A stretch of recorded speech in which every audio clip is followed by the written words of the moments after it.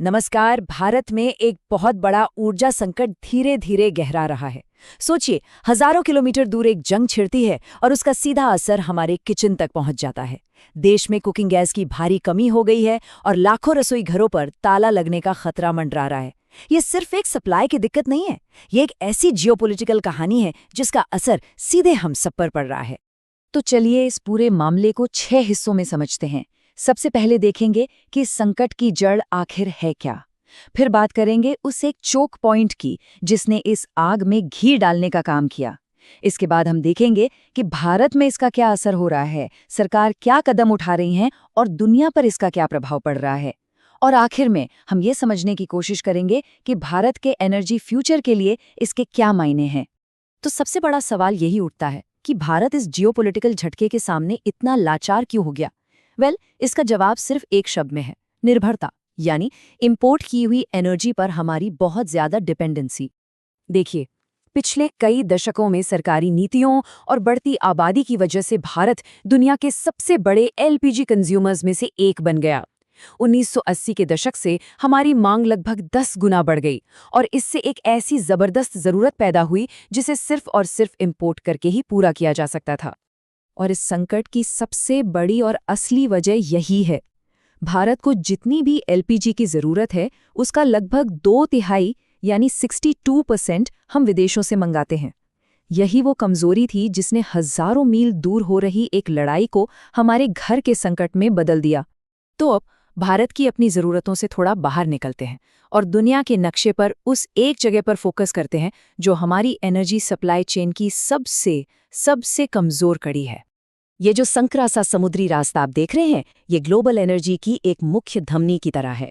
दुनिया के बड़े बड़े एनर्जी प्रोड्यूसर्स अपना सारा फ्यूल इसी रास्ते से भेजते हैं और जाहिर है, अगर ये धमनी किसी भी वजह से बंद हो जाए तो पूरी दुनिया की सप्लाई चेन ठप पड़ जाती है।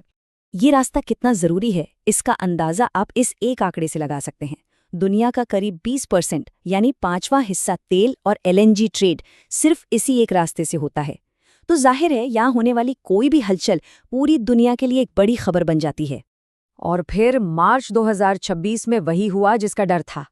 ईरान पर हुए हमलों और फिर जवाबी कार्रवाई के बीच इस बेहद जरूरी रास्ते को बंद कर दिया गया। मिलिट्री एक्शन ने टैंकरों की आवाजाही पर लगभग ब्रेक लगा दिया और इसके साथ ही भारत की प्राइमरी एलपीजी लाइफलाइन एक झटके में कट गई। तो अब इस जियोपॉलिटिकल टेंशन से हटकर इसका सीधा असर देखते हैं भारत के शहरों में, यहाँ के बिजनेस पर और आम लोगों की रोजमर्रा की जिंदगी पर। देखिए, इस संकट का सबसे पहला झटका आम घरों को लगा। दिल्ली, मुंबई, बेंगलुरु, चेन्नई, देश के सभी बड़े शहरों में घरेलू कुकिंग गैस सिलेंडर की कीमत एक झटके में 60 रुपये बढ़ गई। जाहिर है, इसका सीधा असर लोगों के महीने के बजट पर पड़ा। पर यह तो सिर्फ शुरुआत थी, असली मार पड़ी कमर्शियल सेक्टर पर। घरों में तो फिर भी सिलेंडर के दाम बढ़े थे, लेकिन रेस्टोरेंट्स और होटल्स जैसे बिजनेस के लिए 19 किलो वाले कमर्शियल सिलेंडर की सप्लाई को पूरी तरह से बंद कर दिया गया। अब उनके सामने अपने वजूद का संकट खड़ा हो गया था।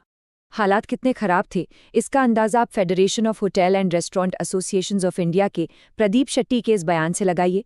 उन्होंने कहा, अगर अगले 2 दिनों में स्थिति नहीं सुधरती है तो मुंबई के लगभग 50% होटल और रेस्टोरेंट को अस्थायी रूप से बंद करने के लिए मजबूर होना पड़ सकता है। मतलब पूरा का पूरा हॉस्पिटैलिटी सेक्टर ठप होने की कगार पर था। तो जैसे ही ये सप्लाई शॉक एक बड़े संकट में बदलने लगा, सरकार हरकत में आई और एक बड़े क्राइसिस को टालने के लिए इमरजेंसी उपाय लागू किए। सरकार ने एक साथ कई कदम उठाए। सप्लाई को कंट्रोल करने के लिए इसेंशियल कमोडिटीज एक्ट लागू कर दिया गया। सबसे पहली प्राथमिकता दी गई घरों और अस्पतालों जैसी जरूरी सेवाओं को। देश की रिफाइनरियों को आदेश दिया गया कि वे अपनी पूरी क्षमता से एलपीजी का उत्पादन करें और जमाखोरी को रोकने के लिए रिफिल बुकिंग के बीच का गैप बढ़ाकर 25 दिन कर दिया गया। एक कमेटी भी बनाई गई जो इंडस्ट्री की सप्लाई की मांगों को देखेगी। चलिए, अब एक बार फिर से इस मुद्दे को बड़े कैनवस पर देखते हैं और समझते हैं कि सप्लाई शॉक्स के आर्थिक परिणाम क्या हुए और भविष्य के क्या रास्ते दिख रहे हैं। इसका असर बहुत दूर तक गया। रेस्टोरेंट इंडस्ट्री को हर रोज लगभग 1200 से 1300 करोड़ रुपए के नुकसान का खतरा था। लाखों रेस्टोरेंट कर्मचारियों की नौकरी जाने का डर पैदा हो गया।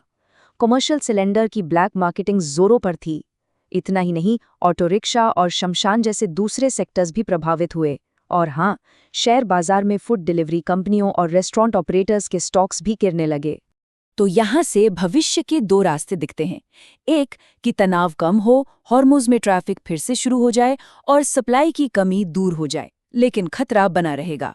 दूसरा कि ये अस्थिरता लंबी चले, जिससे एनर्जी की कीमतें लगातार ऊंची बनी रहें और भारत जैसे आयातक देशों को सबसे ज्यादा नुकसान हो। और अब आते हैं सबसे अहम सवाल पर। इस पूरे संकट से भारत अपने एनर्जी फ्यूचर के लिए क्या सबक ले रहा है? इस अस्थिर दुनिया में हम अपनी एनर्जी सिक्योरिटी को कैसे मजबूत कर सकते हैं? इसका एक बड़ा जवाब है एनर्जी सोर्स में डाइवर्सिफिकेशन। सरकार की यही प्रमुख रणनीति है। पहले भारत करीब 27 देशों से अपने सप्लायर्स चुनता था, अब ये संख्या बढ़कर 40 हो गई है।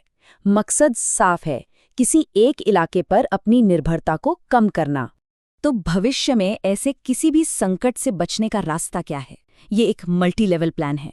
एक तरफ अमेरिका और ऑस्ट्रेलिया जैसे नए एलपीजी सप्लायर्स को जोड़ना, दूसरी तरफ ज्यादा से ज्यादा घरों तक पाइप्ड नेचुरल गैस यानी पीएनजी नेटवर्क को पहुंचाना, देश में ही एलपीजी का उत्पादन बढ़ाना और सबसे जरूरी भविष्य के लिए बड़े स्ट्रेटेजिक पेट्रोलियम और गैस रिजर्व्स बनाना, और साथ ही खाना पकाने के लिए ग्रीन एनर्जी को बढ़ावा देना भी इस प्लान का हिस्सा है। तो आखिर में ये एक बड़ा सवाल छोड़ जाता है, ऐसी दुनिया में जहां सप्लाई चेन इतनी नाजुक हैं, वहां एनर्जी सिक्योरिटी की असली कीमत क्या होती है? ये एक ऐसा सवाल है जिस पे हम सबको सोचना होगा।